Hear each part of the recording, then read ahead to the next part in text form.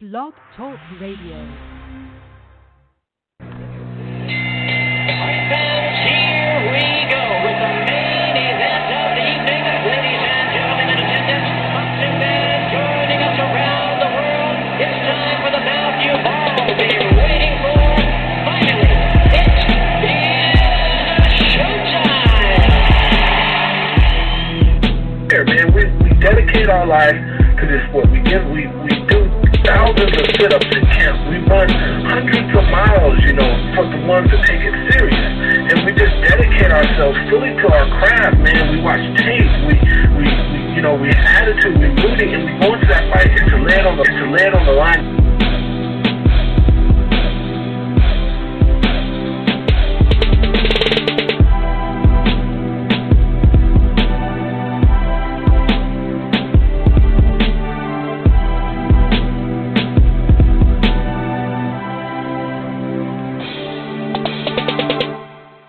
College football fans, the College Ball Show returns.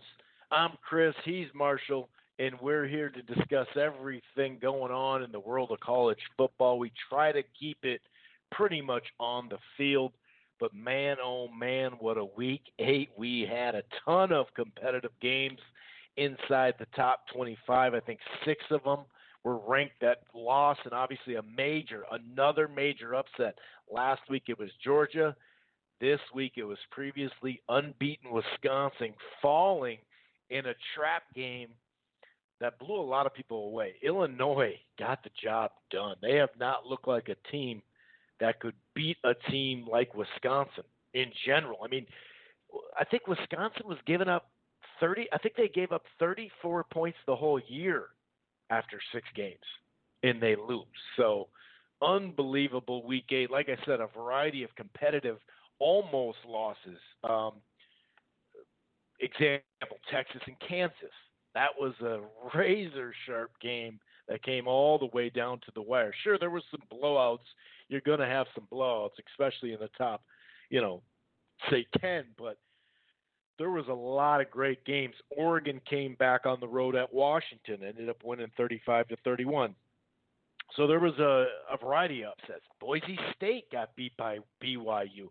We should start to get a sponsor from BYU. All the times we've mentioned BYU on this podcast. But like I said, we're definitely going to break down all the stuff that happened in a crazy and wild week 8. And then we have a fair amount to look forward to say the least, in week 9. Of course, we're going to preview and debate and predict all the marquee matchups. We're going to go over the betting line stuff, against the spread, upset special, or just games that'll be what we call barn burners, hardcore barn burners that you got to kind of keep, an eye on come third, fourth quarter. But as far as games under the radar, basically. But as far as the marquee matchups, dude, I mean, it doesn't get a whole lot better than this week after week here. Number 2 LSU versus number 9 Auburn. Number 3 Ohio State, who's looking like Wisconsin did, like a juggernaut, right, before they lost against that same Wisconsin. Number 13, now they fell off down to 13. Number 8 Notre Dame versus number 19 Michigan, who barely lost to Penn State, who's now at home, but a home favorite over Notre Dame. So there's some other games and stuff we'll talk about going into week 9. But man, we have definitely a full show to talk about, jam-packed with a variety of stuff, like I said, to talk about. But if this is your first time listening to the College Ball Show, it streams live right here on blogtalkradio.com/Rope-A-Dope Radio, okay? So it streams live, it archives. It's basically the headquarters, okay? But you can check out the Rope-A-Dope Radio podcast to listen to the College Ball Show on iTunes, a.k.a. Apple Podcasts, Player FM, TuneIn, Spreaker, really all over the place. We're also part of the Grueling Truth Sports Podcast Network that can be found everywhere, including iHeartRadio. You can find us on Spotify as well. In fact, through Siri or Alexa with Spotify or TuneIn, you can find the show there. While you're at it, why don't you head on over to thegruelingtruth.net. It's thegruelingtruth.net. They got a great sponsor over there, Bet betnow.eu. That's betnow.eu. Promo code TGT as in the grueling truth. So that's the gruelingtruth.net. It's football, it's basketball, it's baseball, it's boxing, it's everything in between. And one more thing before we start breaking down Week 8 and all the crazy stuff that happened. If you're thinking about cutting the cord, or maybe you have and you're just not happy, you have so many sports on now in the fall. Football is in full swing. Basketball's picking up. Baseball is the World Series starts tomorrow. A lot of the times you're going to need cable. Why don't you at least give a try to AT&T TV now? It's a 7-day free trial. However, the contracts, there's no contracts. The plans is what I meant to say. The plans start as low as $50. That's HBO included. I'm having problems saying words. Stream it anywhere. They have the cloud DVR, which is clutch. Like I said, no annual contract, 7-day free trial. You don't even have to just purchase it. You can just give it a try. That's AT&T TV now. I actually don't just sell it to you. I use it as well. I'm going to go ahead and bring in Marshall, my co-host, to kind of check his temperature on a rainy day up north. How's it going in Texas? Probably somewhat nicer than here. But first of all, how you doing? And second of all, Week 8 was just all over the place. We had a major upset again. We saw Wisconsin go down this week. Georgia went down the previous week. And like I said, a plethora of competitive games inside the top 25, man. Yeah, actually, the weather was scary yesterday. There was a huge tornado that swept through Dallas. It cleaned up quite a bit. Thankfully, it was north of where I live, and then south of where I was at for my girlfriend for the weekend. It kind of like just shimmied like northeast in between everything, and I drove home at the right time too. But like some of the former Stars players, like nicer houses downtown, they got jacked up. Like it was a pretty bad storm / tornado, but thankfully I didn't know anyone that got hurt. I don't think there was any personal injuries that I heard of, but definitely a lot of houses that are going to need to fork out some cash and insurance and all that stuff to get some houses redone. And obviously whenever big trees fall and crap that like that, that's never good. So that was kind of a bummer on the night. But besides that, it's kind of a weird day yesterday. I won a ton of money, but I had like my car got towed from my girlfriend's parking lot. It is kind of an up and down weekend, but it's a new week. The World Series starts my Nationals. So I got baseball to go on. My dad's coming down to visit me this weekend. Florida Atlantic. You gonna get to college football at some point, or what's going on here? Florida Atlantic lost, so that sucks, and Missouri lost, that sucks. Well, I'm happy to be doing the show with you, my friend. I'll start there.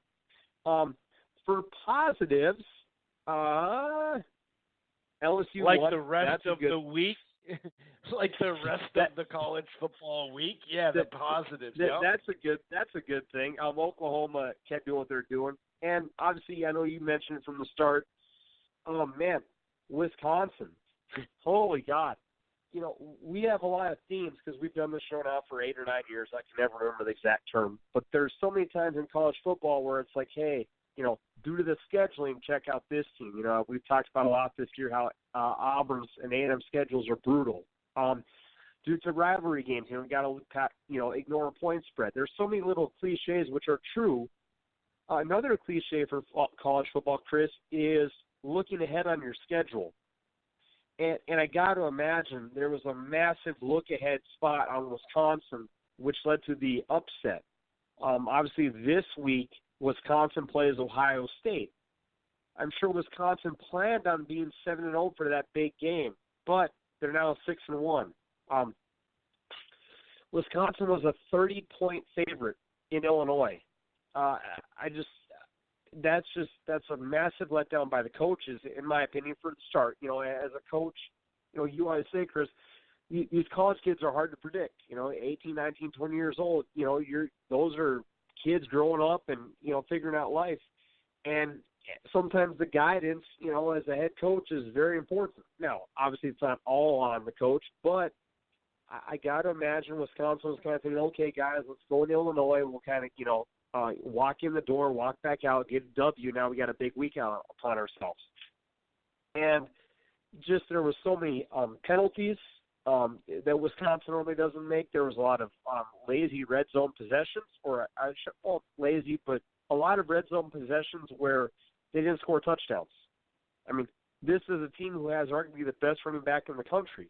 And they had a possession in the third quarter where they had the ball on the 3-yard line and didn't score. And it fell for a field goal. They, Jonathan Taylor, they tried the other running back a couple times. They didn't get in. So it was probably poorly coached, poorly executed, and then even poorly clock managed. I saw a stat on Twitter about how the last 6 plays Wisconsin had the ball. They left like 48 seconds on the play clock if you had a ball times for the snap. And Illinois got the ball back with 39 seconds left and kicked a field goal with 4. So a plethora of mistakes, looking ahead, maybe being cocky. And to Illinois' credit, that's a nice fight to come back for a win. Rarely in college football does a freaking 30-point underdog win. Now, I know that Lovie Smith's obviously got the coaching knowledge from being a former NFL guy, and he maybe doesn't have the talent, obviously, but I know a lot of people, Chris mentioned how they were proud of Illinois for fighting back against Michigan last week. I know they didn't beat Michigan, but I guess they put up a good fight in the second half, and a lot of people thought maybe their second half fight against Michigan carried them with some confidence to knock off Wisconsin. And, man, what a blow to Wisconsin for having a chance to maybe beat Ohio State and be like the top dog for a while there in the Big Ten. You suffer this punch. And not that you can't beat Ohio State this week, and I think they'll for sure be focused, but a slip-up that a good team should not have occur on their season. Yeah, I mean, talk about the classic, just trap game. And I'm not going to sit here and be like, yep, I saw it coming. You know what I mean? It was 30.5 point. In fact, I think that was the second. Is it the second? It's the second largest upset in the last 40 years for Big Ten as far as point spread. Yeah. So, I mean, that tells you something there. Now, in the loss, you did have, Taylor become the third player to hit 5,000 rushing yards before his senior season, which is saying something. Nuts. But they had allowed 29 points this season entering the game. They lost 24-23. I mean, that one really shook me up. And like you said, a lot of this stuff is cliche. A lot of it's this, that, and the third. But we say it because it happens over and over again, especially, with, like you said, 18 to 22-year-olds. You just never know what you're going to get week to week. They start believing the press clippings. And how couldn't you? The way they were destroying him. I mean, Michigan State is not a great program right now. We know that. They're having problems on their offensive line, but they shut them out like 30-something to 0. Like, they came in confidence for good reason to an extent, but yeah, man, that one was shocking, man. I could not believe it, and it kind of, being that, knock on wood, that my Gophers are 7-0, start to look at this Maryland game, and you go, if they do a scoop and score like some of these other teams earlier in the season that we gave them points, a scoop and score, a blocked field goal, scoop and score, we've had 2 interceptions, run for touchdowns. You can't let teams like this linger, and it's just a great example. I mean, we saw it last week with Georgia as well. So, and obviously, no one really picked them to go unbeaten this year. But yeah, man, talk about the West is just wide open now in the Big Ten. And, obviously there's still things to figure out on that side. Ohio State just doesn't have that side for sure. They still got to play some teams, obviously, too. In fact, that's kind of what's missing right now off of Ohio State. They look the part, but they need some beef on their plate, to finish up on the resume, to make it look all the way good. So there's a lot to talk about when it comes to that. But yeah, man, I mean, people just assume they're going to lose to Ohio State, and all of a sudden they have 2 losses, and you start to go, okay, dude, here we go. The Gophers don't even at that point would have to just beat Iowa or Wisconsin. They wouldn't even have to beat them both. So there is a lot of carnage from that. Well, from the weekend off of that. What were you going to say? and I'll tell you, Chris, and even in conference play, I know we're ripping on the Badgers, rightfully so, but I think if you were to compare this game to the Ohio State bloodbath, I mean, even that, no one in the world saw the Iowa massive beatdown of Ohio State a year or two ago. So there's just something about the just rivalries, being in your same division. Like, stuff like this does happen. I know the 30-point spread is massive, but when you have competitive divisions like the Big Ten or the SEC or the ACC, you're going to get those games where you're like, man, looking back on the year, man, that Badger loss, that was mind-blowing. Or, the Iowa over Ohio State, man, who saw that coming? It is hard to get up for all the games, and whether it be a trap game or a game where you have a team that, I think along with being a trap game, I think the better you become, like you said, the egos get a little higher. It is the big man on campus. Like, man, we're incredible. Like, holy shit, we're going to walk through this thing, and all of a sudden, boom, stuff happens. I guess the Big Ten is coming to my mind now that you mentioned that. But, man, college football is such a grind. And it's hard on fans, too. I guarantee Badger fans, man, they're getting ready. They're tailgating, getting ready for everything. Like, dude, let's start planning the party. And, wait, we lost? What? Are you sure?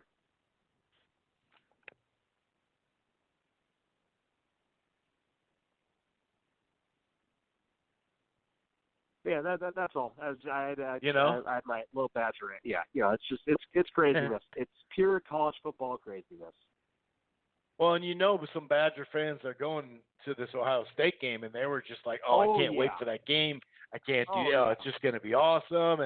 And then you're like, what the hell happened?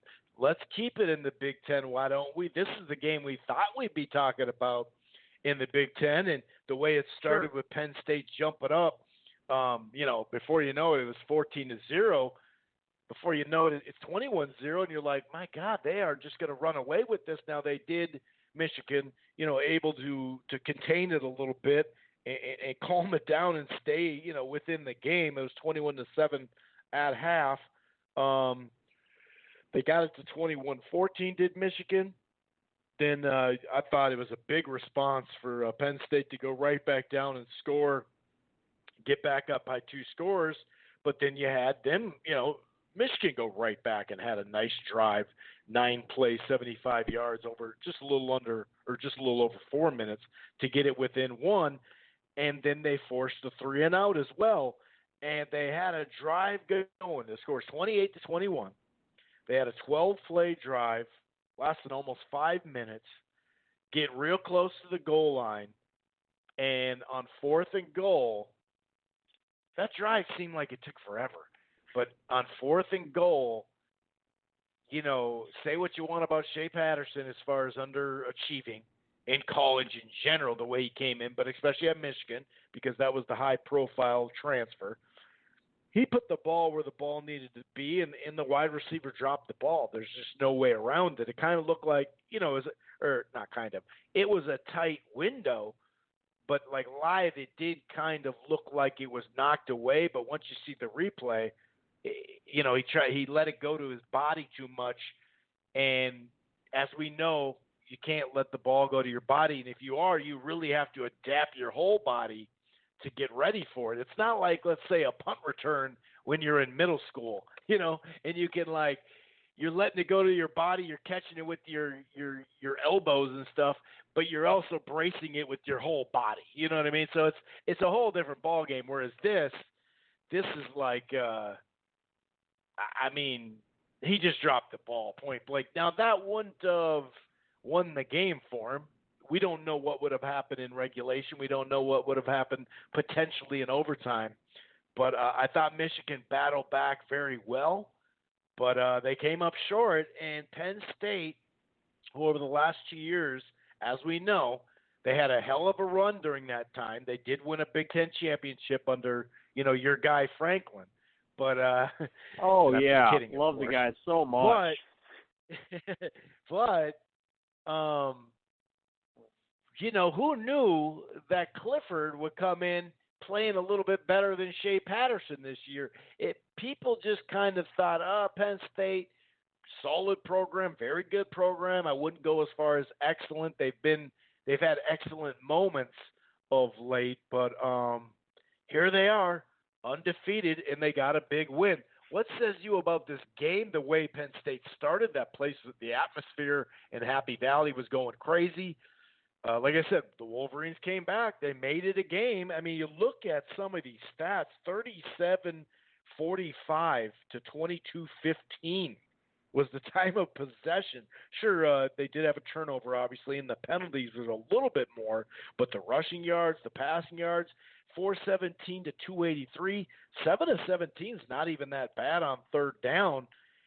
What happened to Michigan? Was it did this game just come down to a drop ball and not like starting ready to go? It seemed like they came out lackadaisical or something.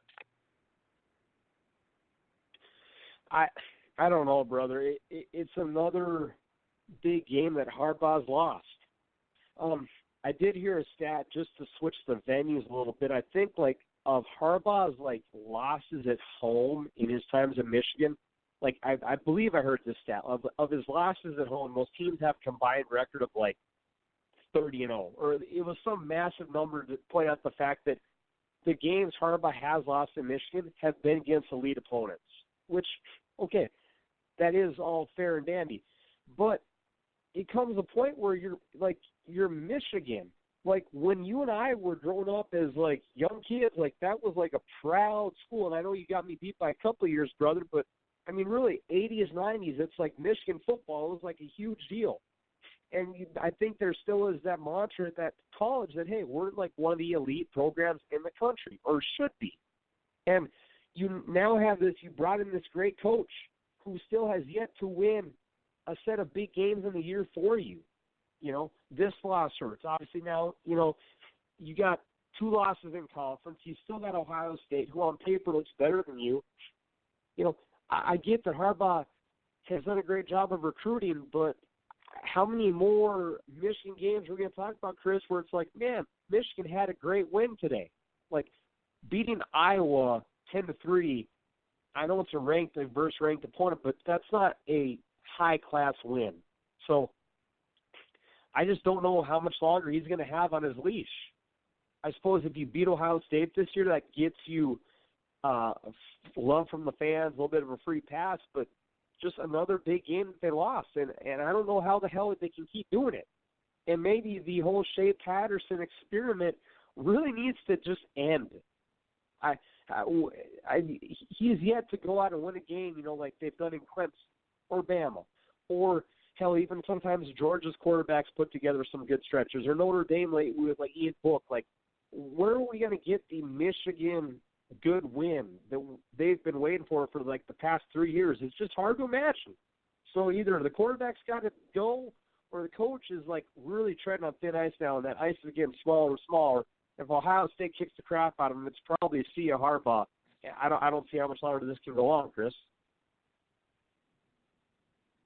Yeah, you're right. The big game thing. I mean, you know, it was nice to battle back, but like I said, you can't come out like a days ago. You can't get down, you know, by that score in a big game, anything like that. Yeah. And expect to come back, even though they almost did. But you're right. Where was that in the first half? In the first quarter and a half, it just wasn't there. And you know, Penn State, to their credit, they pieced together a running game enough. If you look at their carries, it's all over the place, you know. But they did enough just to get over 100 yards, so 101. So they have probably 6 ball carriers, but hey, they made it work. They made it work, and they got a huge, huge win. We're going to switch from 2 Big Ten games, 2 Big Ten games, to the Pac-12. And obviously the first one we're going to talk about. The other one, yeah, right. The other one that was a nice comeback by Oregon on the road, Washington. Actually, Oregon started out 7-0, had a nice drive, long drive, and you know, it thought, all right, well, that's a good way to start it on the road. It was kind of crappy weather out. It's rainy. Not a big deal for the Northwest, though. That's where Oregon resides, too. So I don't think that played into, you know, issues too much. But they did get down In fact, it was 21-14. Then Washington opened it up 28-14, and that was right at the beginning of the third quarter. And Oregon responded with a long ass drive to get it 20 or 28-21. Then there was a field goal, put it up to 10 points again, and they just grinded their way to this win. Had 2 touchdown drives, and that defense we talked about forced 2 3-and-outs, and then obviously a turnover on downs. When they did have plenty of time to come back and win this game, they were down 35-31. But they had plenty of time, did Washington. They just couldn't quite get it done. This was a really good win for Oregon. What'd you think of this one? And then obviously not a lot to talk about the other game with Utah looking like the team that was picked to win the Pac-12. I still don't know how they lost to Stanford, but they did. But 21-3, they just, a very hot ASU team got cooled off real quick at home, 21-3, and we were talking about that 13 to 14 point spread that I didn't quite like. Yeah, Vegas has a way of getting it done. 21-3, 18 points. They got it done. What'd you think of those Pac-12 games? It's kind of nice, man. The Pac-12 is very competitive. There's probably about 4 to 6 teams that make for a fun West Coast, especially that late night, West Coast. Was it Pac-12 after dark they're calling it? Yeah. Well, maybe, just maybe, Chris, we will have a Pac-12 basketball conference worth talking about this year. Maybe. I hear silence on the other end. That's probably the correct answer. But anyways, let's just be happy football. We got a good Pac-12 football, can we? Jeez. That conference, didn't they break up that conference in basketball? I'm pretty sure. I think they're getting relegated to Division II due to lack of teams making the tournament. There's going to be D2 now, and maybe then UCLA and Arizona can climb back on top of their once proud conference. For the football game, though, I was a little surprised. Obviously, I'm not a professional immaculate gambler, or else I'd be living in a huge house with nice cars. But I really did think that I'd heard all week that Oregon's defense is really good. And honestly, their numbers of points allowed was even better than Wisconsin, or really close to it. And I saw stats all week saying that basically Easton for Washington was like top in 5 quarterback statistics that are important and relevant. Washington's quarterback was like bottom in the conference or like bottom 2. So you have one of the best defenses in the country. A lot of people say top 5 against a quarterback who is maybe the worst in the conference, who's on a pretty good team. So I thought that also would be a pretty good combination for an easy Oregon win. So to see them get down like they did, that surprised me. Maybe it shows you that Oregon's defense isn't quite as good as people want to believe, kind of like you said with Wisconsin. Sometimes these defensive stats get a little inflated due to playing poor caliber teams. Again, not that Oregon and Wisconsin's defenses are a joke, because any college football team has some guys with speed, but clearly those numbers were bumped up a little bit. And maybe Washington finally had a great game offensively with a quarterback leading the way. I'll give them a credit for a win, but it stood out to me that maybe the defense has a couple of holes in it. And man, for Washington, that's a tough loss. They've had, a couple of games this year where, just like usual, Washington just loses 2 or 3 games every year where it's either they blow a lead or they lose someone on the road they shouldn't, or something always happens where they're pretty much guaranteed to be like the 20th team at the end of the year ranked in the nation with like 9 or 10 wins and 2 or 3 losses. And it's just like that is their status quo. They hit that probably every year, Chris. I mean, if we were to look back since we've done our show, probably on average, they probably win 9 games a year. But they can't quite hit the elite level of great talent, which will probably be a little frustrating as a fan, to have a really good team that just keeps pushing but can't quite get to the top.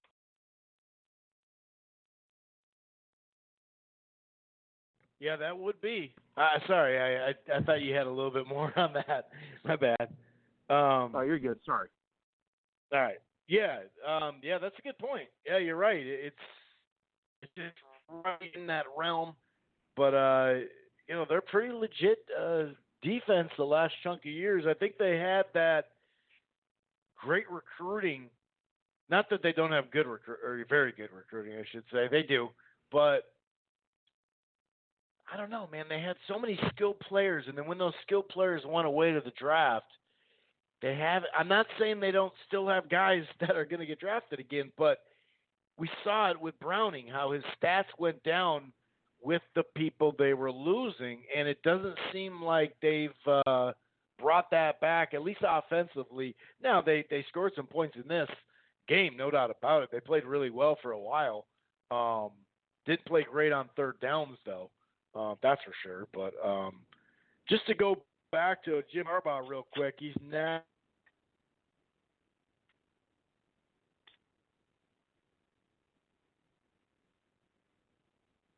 Hello. Hello. 9-12 against the teams. Uh-oh. You hear me? You were cutting out there for a second. I can hear you now. We're good. That's the first time. Wow. That's the first time that Skype fought it. It was like, no, I'm not going to hang up. I'm not hanging up, dang it. I must have hit something. Yeah, it didn't hang up. Okay. Weird, because I heard oh, you know what it was? It was somebody was calling in, I think, on my Skype. Oh, okay. Trying to. Gotcha. Okay, that's probably what it was. I was like, what the heck? Usually it just drops. So yeah, I've lost my train of thought, but that's okay. No big deal. The other game, just kind of cleaning up some of that, is Utah and Arizona State, and they just demolished them, man. 20-8 on first down, 7 of 14 was Washington on third down compared to 2 of 13. Just beat them up, ran the ball a bunch. Lot of penalties. It would have been more of a blowout, but the only thing Utah didn't do right, well, both of them, like I said, a lot of penalties, especially Arizona State. I think they got 12 penalties. But oh, wow. They turned the ball over a bunch. I think 3 or 4 times. I think it was 4 times. So just imagine what the score could have been had they not done that. Yeah, I don't know if I go Oregon. I'm kind of all over the place because of that little almost dropped. I'm not sure what the hell happened there. Sure. But and I lost my train of thought there. But just to go back to Oregon, I wouldn't call them a top 5 defense, but it's definitely a top 20.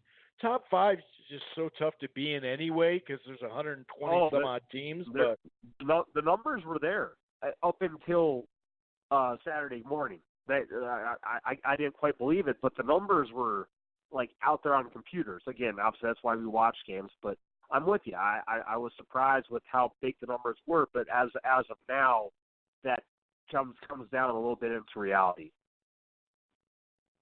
Sure. And, they played really good. I think that beyond Auburn, I guess my thing is with stats, I just wouldn't – they don't look like a top 5 defense to me. Sure. Because when you look at it, Stanford did beat Utah somehow, some way. Cal's a good team, but we know they haven't been as good without their quarterback. Colorado's a fun team to watch. They're competitive. Washington's a pretty good club. I guess my point is, they haven't played a bunch of offensive gifted, teams. So your stats can look better than they are. But either way, much improved. But back to, Utah just handling business. And I could see them just kind of gritting their teeth, still pissed off that they lost somehow to Stanford, and just winning out. They have the team to do it. The quarterback is throwing here and there a little bit more, but it is they try to run the what out of the ball, but they do really well with the play action. If you look at, he's like a game manager in the passing game, Huntley is, but Sure. he also makes some plays, a couple of plays a game that they need through the air, and we already know what he can do on the ground. That's why I think he's actually turning into a somewhat legitimate dual threat. Not a guy that's going to put up 300 yards and 100 yards rushing. That's not what I'm saying. But he's starting to live up to the dual threat that they really need to be that upper echelon team. And they really took care of business, though, Utah did over Arizona State. Another surprise on the West Coast was BYU beating Boise State. They were without their top QB. Boise State was, but BYU lost their starting QB. They're on their third QB, actually, anyway, so it really shouldn't matter that much.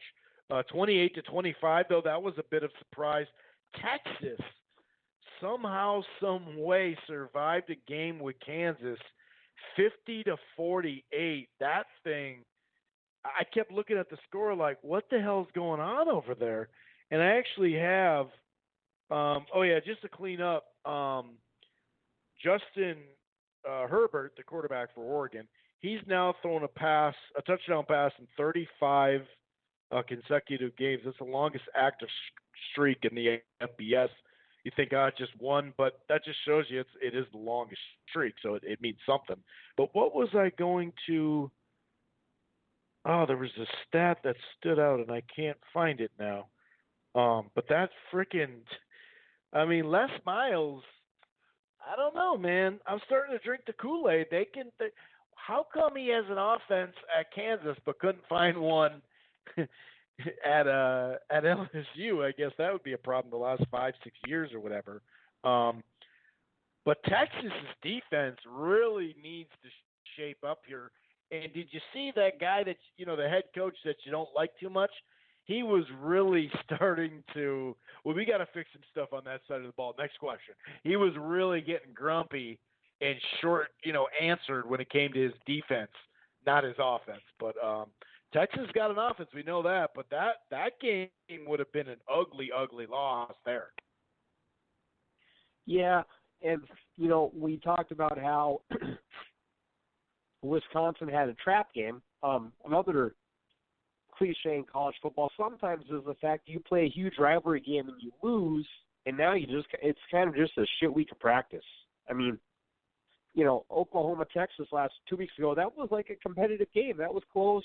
Oklahoma won by a touchdown. Like that's got to be a pretty gut-wrenching loss to Texas, whose defense played the best they've probably played all year. And, you can get cocky for games, and sometimes you can just say, well, shit, this week sucks. And I would imagine there's probably a little bit of a hangover effect of the Oklahoma game, your biggest rivalry game of the year, and now you're playing a Kansas team that's like, well, screw them. They've never beat us. Who gives a crap? And then they had to kick a game-winning field goal. Kansas was up 48-47. And, man, I would love to have broken down a Kansas win over Texas. I know I never want to talk about Kansas in basketball, but in football, why not? And, man, to see the fourth quarter was 24-26. I guess the boys came to play there late. Right. Yeah, Les Miles there, man, he's making progress. Is he going to get it out there for 3 to 4 years to truly change around? I guess we'll see.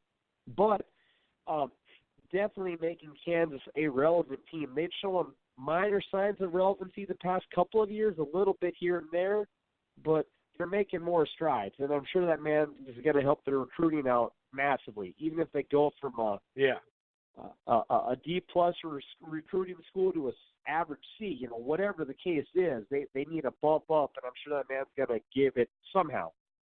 A Big 12 game that surprised me that many people picked the wrong team in the Vegas way. The Vegas is always right, or neither are the gambling experts.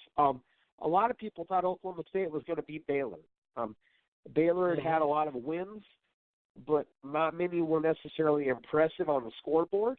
They had a lucky game against Texas Tech last week where a fumbled snap really helped them in overtime, a little bit of good luck. Oklahoma State was coming off a bye. They're looking like they're going to be good to go. Gundy at home, all this blah, blah, blah. Baylor might have played their best game of the year. They beat Oklahoma State 45-27, That's another nice win. They now move to 7-0. Wow. Charlie Brewer for Baylor, 13 of 17, so they didn't throw much. 312 yards. Oklahoma State may want to touch up to their secondary. When your quarterback is averaging 30 yards of pass completion, you may want to correct something. I'm not sure what it is, Chris, but dear God, that is a very nice fantasy stat layout. For throwing 13 passes, you go for 300. Man, that's a fancy day. But credit to Baylor. Matt Rule, that guy's a hell of a coach. We've talked about him a couple of times. Could have been the Jets head coach this year if they'd let him bring his own staff. That dude continues to impress people. And I know Oklahoma's a top dog in the conference, and Iowa State gets a lot of love and all this stuff, but Baylor hasn't lost yet. Their time will come with Oklahoma, but that's a dangerous-looking team. They're tough, gritty, hard-nosed. We want to run the ball, play really hard defense. So their quarterback can throw. But, man, I don't think many people would have had them being 7-0, considering the first year Matt Rule was there. I believe they were 1-11. What a hell of a good third year for Rule and Baylor for a team that used to be a massive offensive. The former coach that got into trouble, but now, man, that credit to them. They're, I would say, easily the second best team in the Big 12 as we speak. Obviously, it was fun to see them get beat as a program for a while, but that time is past now, and those players didn't do stuff. And, you know what I mean? Like, coach is gone, and we know a lot of stuff happened on that program that was really, really ugly. So, we're not going to sit here and say we didn't enjoy watching them get beat for a little bit, but now that stuff's over. And you're right, man. I definitely wouldn't have thought, oh yeah, man, they'll be undefeated. And some of these games, they've done it somewhat impressively too. Very tight games, and you're right. I did see a lot of people picking Oklahoma State in that. I definitely eyeballed it. I didn't think that they were going to do what they did there. I mean, 45-27, that's really impressive. Speaking of undefeated, SMU took care. They handled. I thought this could be a tighter game too. Them. They handled Temple. Yeah, 45-21. Real easy win there. Cincinnati rolls. Vanderbilt unfortunately beat Mizzou, who was just got ranked 22nd. Iowa held off Purdue. Appalachian State is doing what they're doing all year, and that's really just beating people up. And Minnesota handled Rutgers 42-7. There is some stats here that just make you laugh, but also make you smile, and some people may just cry if you're like 60 years old. Of course, you probably saw a lot of success with the Gopher program too already, so they're just happy it's coming back. But when you start to look at this stuff, dude, it's pretty crazy. Okay, so they've scored 28 points in all 7 games. That's the first time that's happened in 100 years. Okay, 28 points in all 7 games. Yeah. Then in the last 13, they're 11-2. Okay, that hasn't happened since that same 48-49 season where they won 8 in a row. 9-game winning streak. You got to go back even further. 1942. The first time since 1967, okay, that they started out 4-0 in the Big Ten. To have 5 straight Big Ten victories, you got to go back to 1970. Starting out 7-0, 1960, and it's been about almost a decade or so, somewhere in that realm, that they added to the Big Ten even more, and they have divisions now instead of just one Big Ten. It's the first time they had sole position of the Big Ten West. It's just fun. It's just a fun time. We now have a trap game. Does Minnesota with Maryland? They have it at home, but it is a trap game because there's a bye, and then Penn State's coming to town. And the last 4 games after the Maryland game, knock on wood, okay, after the Maryland game,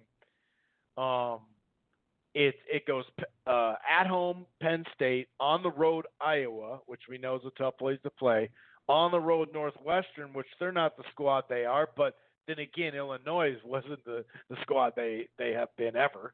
And then at home Wisconsin.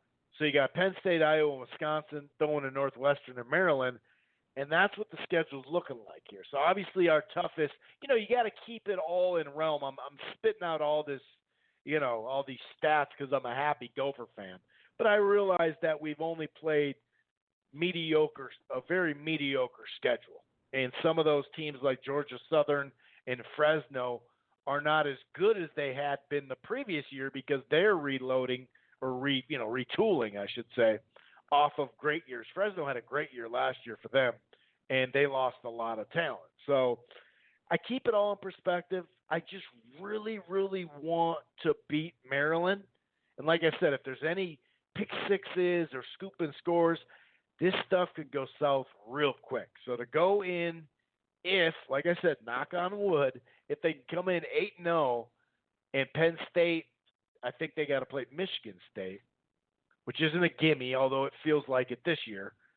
You can come in there with some highly ranked teams matched up, in Minnesota being one of those highly ranked teams. I think it's November 9th at home. That would be like a TCU game a chunk of years ago was a big game at home.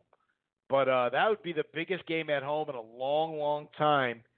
And we're not there yet. But, yeah, I'm just happy with the PJ Fleck experience. You know what I mean? And I got my row, or I got my row at the boat. I do. I got my row in the boat. I bring my row to the boat. No, and I got my oar in the Mississippi River. I live right by it. So I'm all for PJ Fleck and what he's been doing, man. Like I said, I'm still, I'm just enjoying it. I'm not worrying about who we've played and who we have to play, Hey, as a sports fan, the man that loves sports like we do, you just simply have to. Moments like for the Nationals, this baseball thing, who knows if team ever goes to the World Series again? Who knows if we'll ever see the Vikings in the Super Bowl again?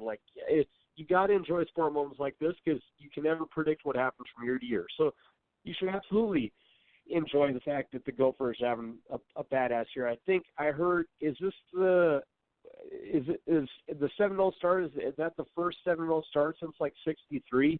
I could be wrong, but I believe I heard something relatively close to that.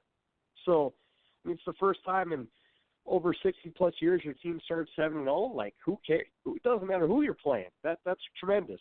Meanwhile, I've got Clay Helton as head coach who I want fired, and Barry Odom from Mizzou, who the guy doesn't win big games. Is he a good coach? Sure. Mizzou's going to win 7-8 games a year with him. Do we always beat up the bad teams in the SEC and look good for a 3-game stretch? Sure. But that's because we don't got Alabama and Auburn every year. We never beat Georgia. So I'd be ready for him to go. Maybe him and Clay Helton can swap jobs. Maybe that makes something better. I don't know. Maybe Lane Kiffin needs to come to Mizzou. Put Lane Kiffin in Mizzou. Then we'll see some high-flying offenses. Anyways. Yeah, he does have a good track record as a head coach in a legitimate conference, doesn't he? Yeah. Oh, yeah. He almost beat Bama the first 1 year he's at Tennessee. It was a very close competitive game, if not for a missed field goal. One of the best upsets ever. But one rant I have, I always enjoy a couple of rants, and by no means am I a South Carolina Gamecocks fan. I've always kind of liked them, I guess, a little bit. I think the stadium's pretty cool. They always seem to have a good vibe there. They've always had a pretty good team. Man, Will Muschamp, they had the massive upset win last week, which was phenomenal, beat Georgia. And now you got playing Florida, who's obviously another tough opponent. But, man, did the refs do them no favors. Georgia won excuse me, I'm getting my SEC schools messed up. Florida did win the game, okay? But it was due to some very lucky plays. Florida won 38-27. But early in the game, Florida had a play where it was 1st and 10 on their own 30. Their right tackle has a massive false start penalty that everyone should have saw. But then the running back, of course, breaks it down the field for a 70-yard touchdown. But for the last 30 yards of the touchdown, you clearly see on camera that there is a wide receiver holding a DB by his jersey, like on near his shoulder pad, holding him for like the last 30 yards and won't let him make the tackle. So you missed a massive holding and a false start that leads to a touchdown. Okay, that's one time. That's kind of bad luck. The second touchdown Georgia scores was kind of clinched the game when when Florida was up 4.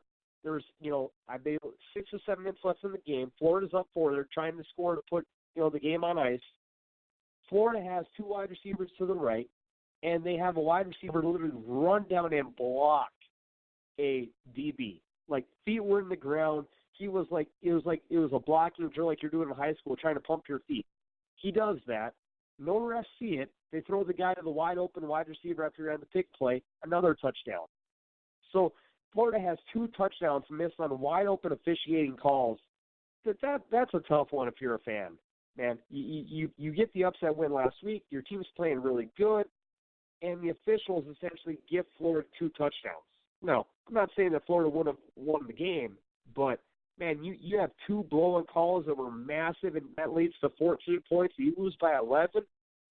I'd be pretty pissed off, Chris. Muschamp had to get pulled back by his coaches because his rant to the ref, that ref sat there for about a couple minutes and took it and then walked away. But man, Muschamp was heated. But if you'd seen the replay, I mean, it wasn't even a pick play. The Patriots kind of learned how to do that, and nowadays in football, if the receiver runs toward the guy and turns around to fake catching the ball or something, this dude was trying to push him back 30 yards, and I mean it's wide open and they don't call it. And I'll just say, just a little bit of bad karma. And then of course the fans throw stuff on the field, a whole lot of bad stuff. But man, I hope those refs get reprimanded or something. When refs have bad games like anyone else, you deserve some type of punishment, maybe miss a game or something, but you can't be missing those big calls in any college football level, especially the SEC, which is the prominent division in college football, man. But a pretty bad beat there for South Carolina. Yeah, no doubt about it. Florida ended up winning 38-27, 21 straight fourth quarter points, most points in the fourth versus SEC team. We both can't talk since 2008. So. That game was really competitive, and then it got out of hand. And some of those reasons they got out of hand, you go, wow, that sucks. That does suck for South Carolina. It is, man, that sucks. That Trask dude keeps putting up numbers, man, for Florida. First Gator with three. Here, I'm trying to give the guy some credit, and okay, there it is. First Gator with 3 touchdown passes in consecutive SEC games since 2001. Did you think they run a lot with Tebow? Oh my goodness gracious! And that makes sense though when you start to add it up, because you're like, yeah, I mean, a lot of those times he ran so much that a lot of his touchdowns are runs. So you're like, yeah, I suppose. How many 3 touchdown games did he even have? Through the air anyway. Craziest freaking game though was that North Carolina Virginia Tech 6 overtime. I think it was, right? That was nuts. And when I didn't see it live. I just kept kind of checking in randomly, but 6. I mean, the 2-point tries, they both were 1 of 4 going for two-point tries, right? Both teams missed a field goal in the first overtime. A TD in the second overtime, missed a field goal in the third and fourth. It had so many different random things in that game happen. That was the longest ACC game ever, too, the 6 overtime game. I just remember that. Awesome. I think it was 5 was the other one. And they've made it a rule now to where once you make a 5th overtime, it's just automatically 2-point conversions. I don't necessarily like that. I remember watching last year that LSU Texas A&M game, and holy God, there is kind of an enjoyment as long as you're not a fan that loses of watching watching a game that is 6 or 7 overtimes, or watching your team win that type of game. But yeah, that was definitely a crazy game. And the ACC, you mentioned the Pac-12 has been pretty fun. I think the ACC has been a little more enjoyable than we've expected. Now, obviously, Clemson's a top dog, but Carolina's kind of been a fun story. Pitt is doing their Pitt things. I think it's been a little more maybe a little more fun to talk about of late. I'm sure Clemson's gonna be a 20-point favorite to win the ACC championship again. But like usual, and actually, Chris, to give you credit, you said this about 7 or 8 years ago. No matter what the preseason odds say, it is the most unpredictable division in college football. Any team can win it, or any team can ruin another team's dream season to win that, because that ACC is always just a crazy barrage of games that no one really expects to happen a lot in that conference, especially in this month coming up, in November, October, November. It's just craziness. I lean away from betting the ACC because this next 5 or 6 weeks is very hard to predict. Yeah, that Coastal, man, is crazy. And so let's go over that new ruling, because I forgot about this in the off season. So if teams that played 4 overtime periods are still tied, they move to 1-play possessions, 2-point conversions. So those attempts will start from the 3-point line, the 3-yard line, unless a penalty is enforced. So it's not the 25 once you get to the 5th is what it is, right? It's just straight up. Yeah. Let's go for it. Just go. So talk about even. I mean, that adds, like, I remember thinking about it going, I'm not 100% sold on it, but it does talk about, like, I mean, once you're in the 4th overtime and you haven't settled it by then, okay, that kind of does make sense to an extent, because then it's like dramatic play after dramatic play after dramatic play. You don't even have to warm up with a couple of plays to see if they scored. So I'm not really all that against it, to be honest with you, because you've already done 4. I mean, that's a lot of 4 overtimes doing the old rule. But yeah, I hear what you're saying though too. I do hear what you're saying, and it will affect the scoring books. That's for sure, because some of those games. What was that? What was that game you were just talking about? 77-74. Was that the total? Something like that. That's freaking crazy, dude.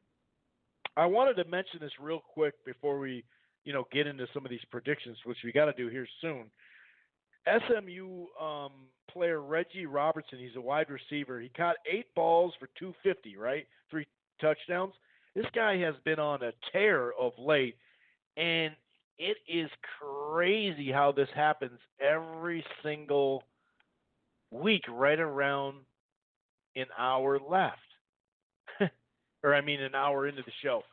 Unless he purposely dropped, that would be crazy. Okay, he's back.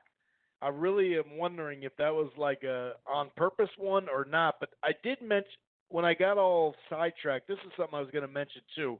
There were, if you look at Oregon State, Boston College, Illinois, Vanderbilt, and Georgia Tech, they all went, and they were definitely heavy underdogs, and they basically all of them were supposed to lose pretty heavily. And actually, speaking of refs and the replay and all that, now Miami, this season's, it is what it is, right? We've lost a lot of tight games, yada, yada, yada. No excuses. But the Georgia Tech game, first of all, they shouldn't be down to Georgia Tech. Georgia Tech is putting in a spread offense, okay? And if you paid attention to Georgia Tech at all in the last 15 years, they're, they ran the option the best, the triple option. And so when you go from triple option to spread, you're not going to be good. You know what I mean? You're just not going to be good. It's going to take time. You have so many players recruited to the option that don't have a clue how to do it on a D1 level, the spread. But so they shouldn't have been losing or winning barely, losing, whatever the case may be. They shouldn't have been there, the Hurricanes. But when they give them the first down, right? So they give them a first down in overtime. And then they go on the replay, they check the replay, and they say, okay, the call stays, as is of what it was called on the field, which it was called a first down. Then they proceed, the refs, to move the ball and take a measurement. It's like, hold on now. You just told us that the first down call stays off the replay, but we're moving the ball. Now we're going to measure. Like, couldn't you have just said on the replay, we now have a different spot? So we're going to spot it there and measure it. You don't say it stands, the replay stands, because the whole point of the replay was to see if it was a first down, and it was a first down. It's just like, wow, really? That makes no sense to me. But like I said, I'm not going to sit here and make an excuse for it, though, either. But I'm going to bring in my co-host. So, Marshall, did you hang up purposely, or just because of that jinx that we've had, or did it hang you up? Did you hang up again? No, because it seems like for some reason, whenever we hit an hour, my phone's been dropping. Right. So I just decided to quickly call back and get in, so I'm good for the rest of the show, because I don't want to get dropped past the hour mark, then I'm out of luck. So, yeah, we're good to go now. Right. Okay. Just so you got, just making sure that you know that. And just knowing the time frame, we just got to make sure we're on the same page, because sometimes I can schedule a little earlier and we end up, it could have been over the time. But I'm glad that you did that. That was key. Anything else, though? We've really got to get to these three big matchups and some other betting line stuff. But anything else that you want to wrap up from Week 8? I think the Oregon State Beavers hit their over on the season win total. They beat Cal. Cal's offense has been struggling. Props to Oregon State, man. They're 3-4 in the year, 2-2 in the Pac-12. They have been like the, stepchild of the Pac-12 for a long time. And that team is 2-2 in conference. I don't care who they've beat. And how they lost to Stanford by 3 points in a crazy game. I think they're finally making progress. I kind of like to see the bottom end teams win the game. And poor Cal, man, their year was starting off so good. They're ranked. They beat Ole Miss, and now your quarterback gets hurt, and now you're all of a sudden your star defense is really having to do more than they probably can. And be a props to Oregon State, and that's all I got about that. That's all you got to say about that. Okay, let's get into it. We got a variety of great matchups. Number 2 LSU versus number 9 Auburn. And just looking at the stats real quick, it just blows me away to see LSU averaging 50 points a game. It's just, I realize they've been putting up points. I realize they've been, but it's still just captured that they're averaging basically 540 points, or 40, that'd be a lot, 540 yards a game, for Christ's sake. They're averaging 385 through the air, Marshall. 300 for an LSU offense, an LSU quarterback. They're averaging 385. They only run the ball 154 per game, which usually they're well over 200, but why run when you can pass? They are doing a good job at stopping the run defensively, or a pretty good job. Not so much in the pass game. It is kind of crazy that now you go, man, is defense going to be the thing that holds back LSU this year? That would be crazy too. And, speaking of running the game, Nix is still developing, but speaking of run game, almost 240 yards a game that Auburn creates on the ground, and that obviously can be key. It definitely could be key down the stretch, if they cannot turn the ball over, that type of thing. Vegas basically says, hey, dude, LSU's going to win. 11.5-point favorite. I don't have the over-under right now, but even the over-under is probably much higher than it has been in the last couple stadiums. I look at that Tiger Stadium last couple of years. Man, we are on crack or drunk or all three. I don't know what we're doing, but we can't talk today at all. But Tiger Stadium, I know. It's just like, does LSU really need to just screw up to lose this game? And it even hearing myself say that kind of makes me cringe because you're like, okay, Auburn's not that bad though, and it's still a matchup of two top 10 teams. What says you about this matchup? And is LSU just offensively steamrolling people to where at some point they're going to wear down Auburn and win this game?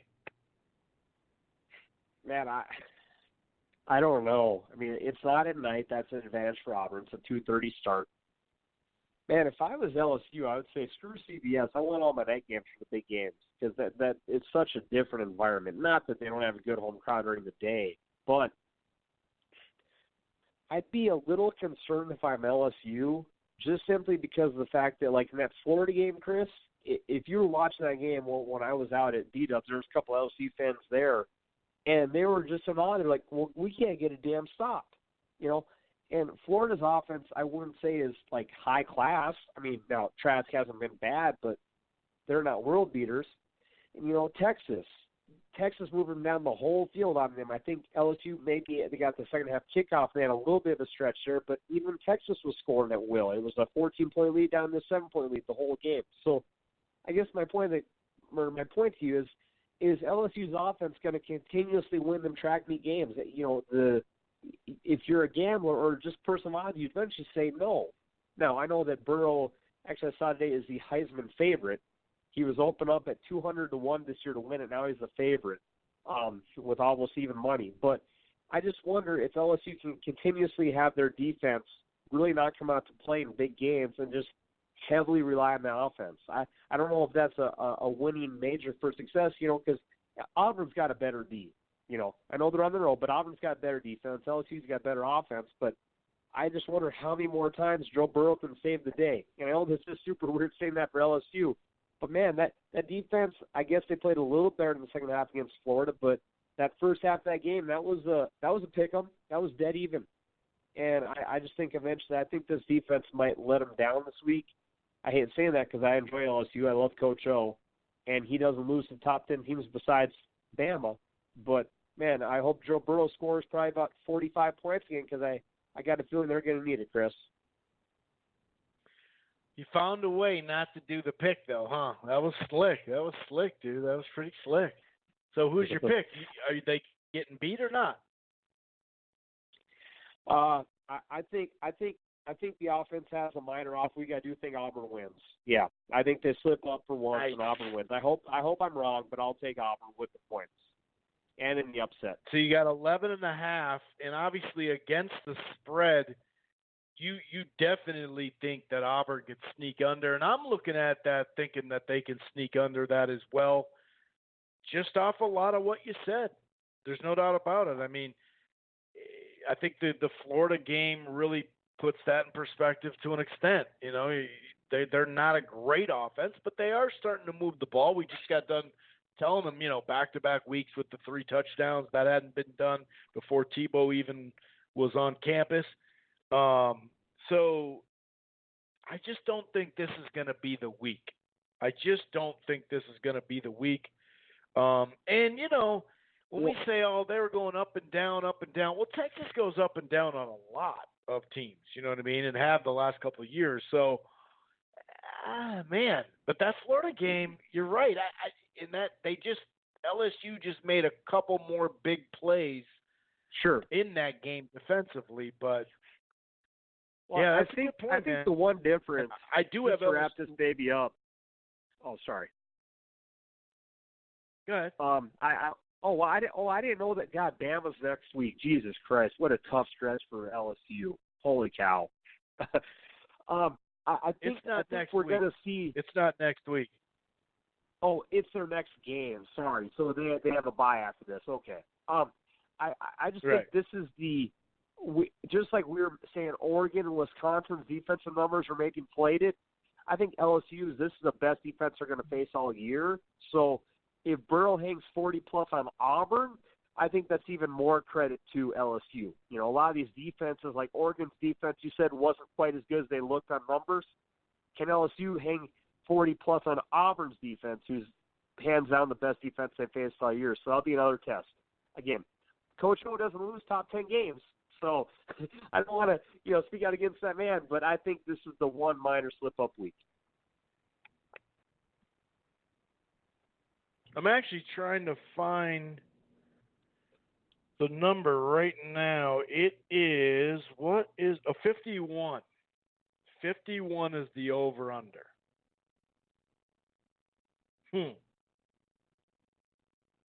What do you say about that one right there?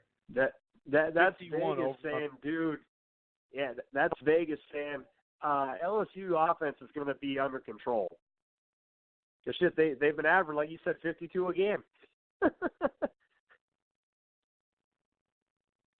All right. Well, this can be a good matchup, man. This is definitely going to be a good matchup. And let's combo the next two matchups because they do have a Big Ten feel. Being even, it's Notre Dame, but they have a Midwestern feel, obviously. Ohio State, number 3 ranked versus 13, Wisconsin coming off that loss. They're obviously going to be, will they be wounded? Will they be kicking rocks? Or will they be motivated? And then number 8, Notre Dame versus number 19, Michigan. And right now, Michigan, Vegas has Michigan as a 1.5-point favorite. What says you about those two games? Man, I would assume we're going to see the best Wisconsin team, that we've seen all year. I think that loss refocuses you in practice, pisses off the coaching staff, which obviously should motivate the players. Speaking of things teams haven't seen before, Ohio State has not seen a running back like Jonathan Taylor. Okay, this guy is probably the best running back in the country. If not for Joe Burrow and Tua, and he could be possibly a definite Heisman candidate. I think the Badgers are going to run the ball, but are they going to be able to slow down Ohio State's offense, who in the second quarter this year, I don't have the numbers, but I feel like they averaged 28 points a game in the second quarter. So they found a way to just maybe make some quick adjustments and just kill people in the first half. And when you're Ohio State, you get up, 20 plus at half, it's a wrap. You can bring in the backups, you can maybe run the ball a little bit, work the clock, do something. Ohio State has just been in complete control of every second half game pretty much the whole year. So I think that Ohio State's going to score. I think that Ohio State's offense is going to be slowed down. I think Wisconsin's going to have to really run the ball, try to win the time of possession battle. If this game was in Madison, I would lean the Badgers have a chance, but it's not. Ohio State's minus 14. I think Vegas is on here. I just think, Chris, that I think Ohio State is too much of a complete team for what we've seen so far, and I don't think Wisconsin's quite good enough. And this will be the toughest matchup that Wisconsin's quarterback has played, in that Jack Cohn. He's had a good start to the year, a marvelous start, but this is his first, big game. And maybe I'm loving Ohio State too much. It's just they've looked so good and impressed me so much. I can't go against that now. I think Ohio State wins the minus 14. That's looking a little strong, but we said the same thing about Utah and ASU. So I wouldn't bet on the game, but I would definitely take an Ohio State victory. I think it's a little too much for Wisconsin at this time. Yeah, I'm with you. I it's just that 14 points. I think I'm right there with you on that as far as staying away from it.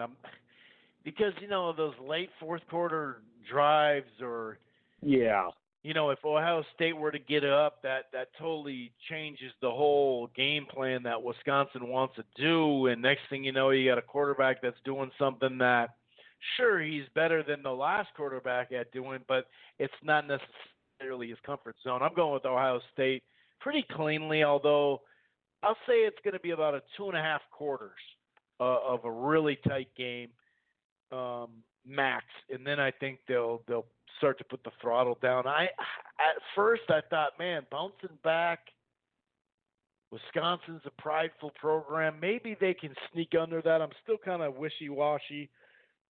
As far as Michigan and Notre Dame, now Notre Dame beat Virginia, just recently beat USC in a tight game. They had a really close game with Georgia, and that was, basically a month ago already. It is crazy that we're already at week 9 As I much know. as it feels like there's a lot of football to be played, the college football regular season is also a sprint. It feels like a marathon in some place, in some moments because you have so many matchups to talk about week after week after week. And as we know, we've claimed this for years, and it's just a fact that the regular season in college football, hands down, can't be touched as far as drama and just all the different things that happen. Um, but I'm looking at this game and I'm like, Notre Dame should beat them, but it's on the road. Everybody plays better at home. Vegas is telling us basically Notre Dame should, because of the 3-point spread or, that you get at home, it's only a 1.5 point. I'm just kind of all over the place on this. And my thing is, does Notre Dame have a good enough defense? And I think they do. I mean, they played pretty damn good against Georgia, and Georgia could put some points up. We obviously know that they love to run the ball, and a lot of it's off of that. But maybe Georgia isn't as great as we thought they were. I mean, they obviously took a loss too. But when you look at that game, they had 152 yards rushing, but they kept Swift to 98 yards rushing, and that's really containing them. You know what I mean? So, man, do I go against Michigan back-to-back weeks? I'm 1-1 with. Well, I'm 2-1 now, I guess, with them. But prior to last week, I was 1-1 with them, and I didn't want to pick them again for the third time in a big matchup. It just felt like, dude, the odds are against it. Just don't do it. And obviously, if it wasn't for that drop catch, who knows what would have happened after that. But obviously I got lucky. But, man, do I go back now to Michigan at home? And, man, I'm stuck on this one, dude. I'm really stuck on this. As you can tell, I'm literally just burning time so I don't have to pick. I just sold Notre Dame in this game, but you know what? I'm going Notre Dame. God, why am I doing that? I'm going Notre Dame to win this game. What says you about this one? I mean, okay, Notre Dame lost to Georgia. They beat Virginia, which is like a respectable, that's probably like a letter grade B win. And they beat USC. Man, USC's offense was just moving. After the first quarter, they weren't getting stopped. So the only thing, but with all that being said, for Notre Dame, whether or not they've played good or bad teams this year, I can't pick Michigan in a big game. I can't do it. Okay, they beat Iowa 10-3.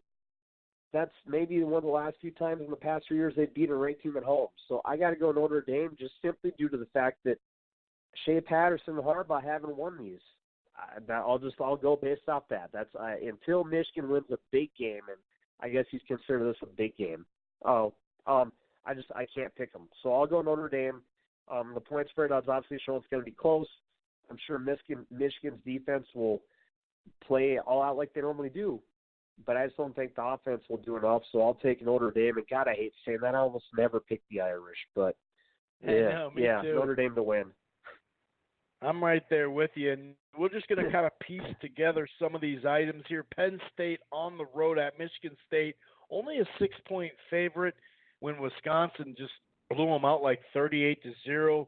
That's one that I think that Penn State will beat Michigan State. Michigan State offensively, their offensive line is just not all that good, man. They're having some serious problems there. Another game I was kind of eyeballing. Where did it go? I lost it now.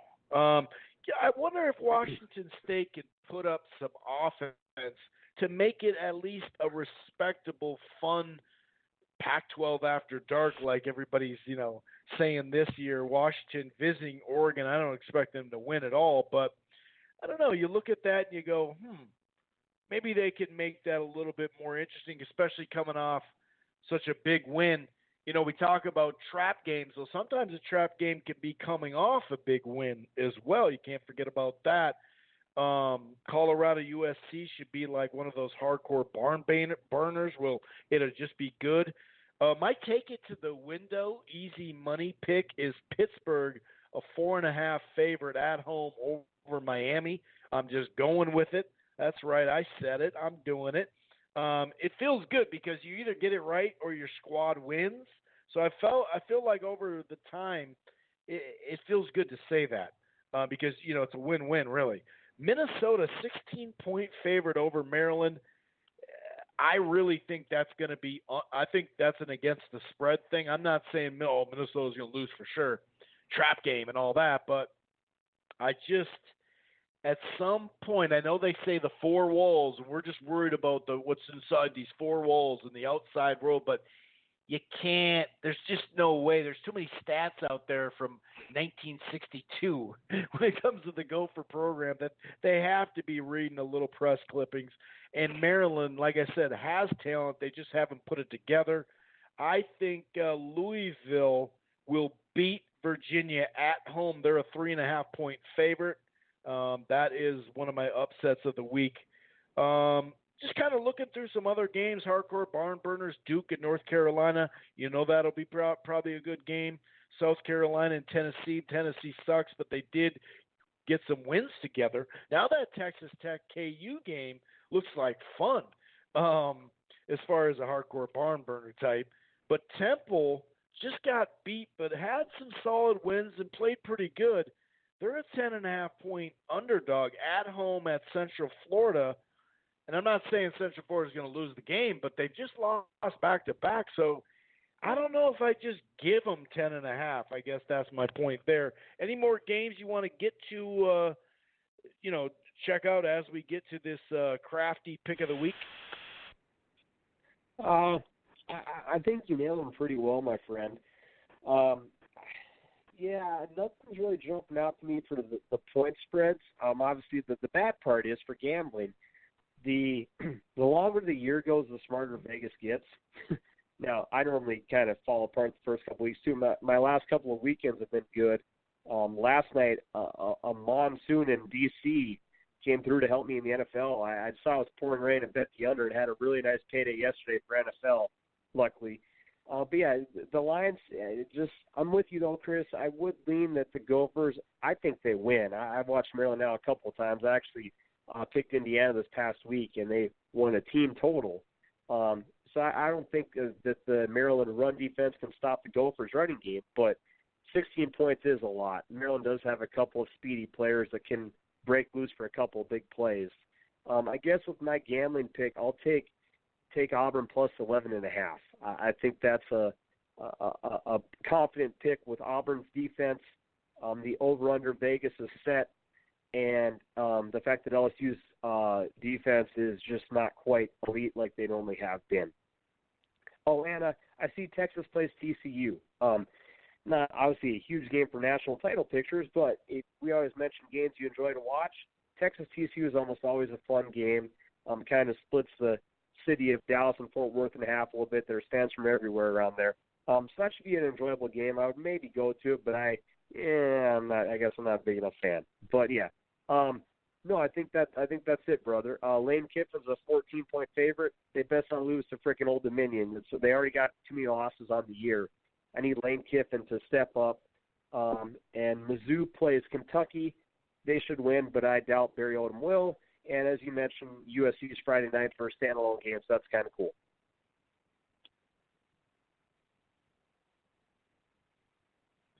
All right. Well, let's.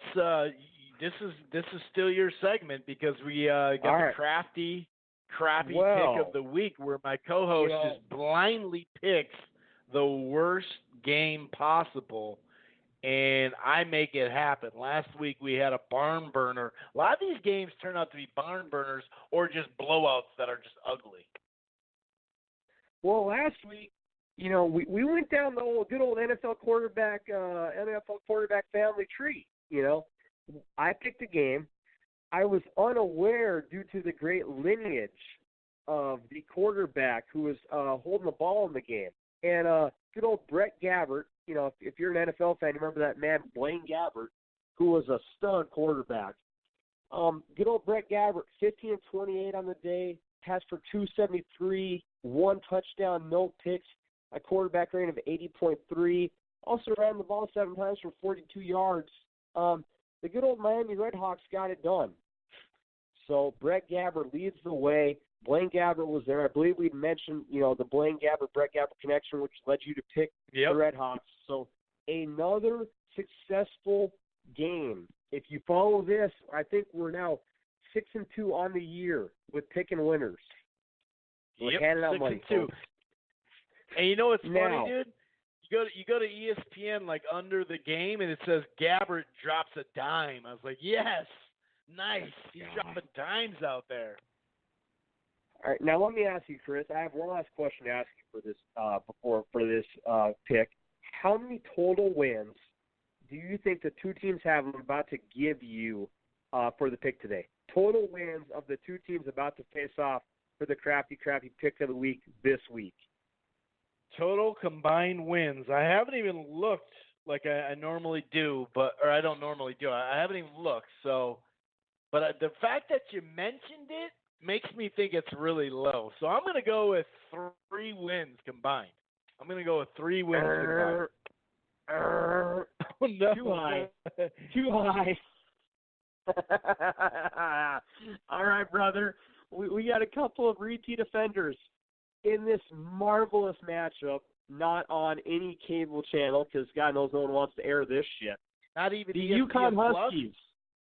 Not even the ESPN UConn Plus. Huskies. Nope. Are traveling too. We've mentioned these boys before. They made the show last year. They made the show this year. The UMass Minutemen, who are 1-6, play the 1-6 UConn Huskies. Now, UConn is a 10-point favorite, but when you're 1-6 on the road, who the hell cares about 10 points? This game is at the Warren McGurk Alumni Stadium. We've been here before, so if you've heard this name before, it's because, well, UMass has been in the crafty pick of the week. Actually, they were. I think they were in week 1. So, well, brother, these are some common teams. We've heard these names before. What does your gut tell you in this matchup of Marcus Camby? He's always popping up on this show against the UConn Huskies. Break down this beautiful matchup. You can get into the game for $18.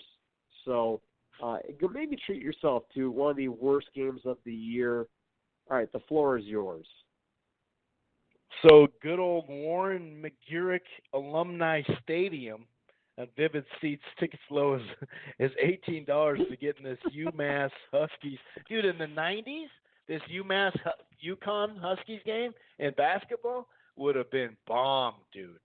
And I'm going with Khalid Al-Amin from North Minneapolis with my UConn representative out of college basketball. Obviously, Marcus Camby stands out for UMass, but you got to go. I mean, UConn has so many great players, but obviously I got to go with the hometown kid. But this is like we've had some crafty picks of the week. It's been really bad before, but this might take it, dude. You were right about this. I mean, you have two, like you said, they're a 10-point favorite on the road, UConn is, but they only average 16 points a game, and they give up 38. But then UMass has, they almost average 21 points a game, so that's not the worst, but they're giving up 50. They're giving up an average of 50 points a game. I can't recall. Did I say that last? No, I don't think I've ever hit 50. I don't think we've ever hit 50 as far as giving up that much. And most of it's running. They give up 264 yards rushing on the ground. Oh, my God. This is a horrible matchup. And this is exactly why it's in this category. Both these teams are just hot garbage. Well, the capacity is 17,000. I thought they had a bigger stadium than that. Should I check the weather? I don't really think it matters. This is going to be ground and pound. Man, this is bad. But I'm going to have to go with the UConn Huskies. I'm going Vegas, just because I'm trying to win you guys money. 6-2, like he said, 6-2 out of 8 picks in this crappy pick of the week to close we always close the podcast off with it. So I'm going to try to make you guys some more money, get us up to 7-2. I'm going UConn to take out UMass, but I really feel like something's going to go wrong in this game, and it's going to be an ugly game. But, yeah, I'm going to go UConn on this one, sir. I'll give a shout-out to Rip Hamilton, one of the coolest names in basketball. The guy was a pretty good baller for the Huskies as well. So we will probably not mention that game next week besides the preview to this pick next week. I can't imagine there's going to be a worse matchup. But, yeah, when you have 2 combined wins and we're in week 9 of the season, holy God. So someone's got to win the game, so someone's going to go to 2-6, I guess. Anyways, we'll be back again next week. Hopefully not quite in a left field at a couple moments. I don't know. I think it was the weather in Texas that had us a little bit off today. But it was still a fun podcast nonetheless. We have some great Big Ten matchups. LSU, man, your next 2 games are freaking Auburn and Bama. If you happen to win both of those, my oh my, is that Coach O love going to be pretty high. And maybe the Badgers can knock off Ohio State. I don't see it happening, but nonetheless, you have a lot of great football to watch tomorrow. As usual, thank you for always listening to the podcast. We truly appreciate it. We love it. Have a safe weekend with your family. Enjoy the football. The boys are out. Have a good night. Peace.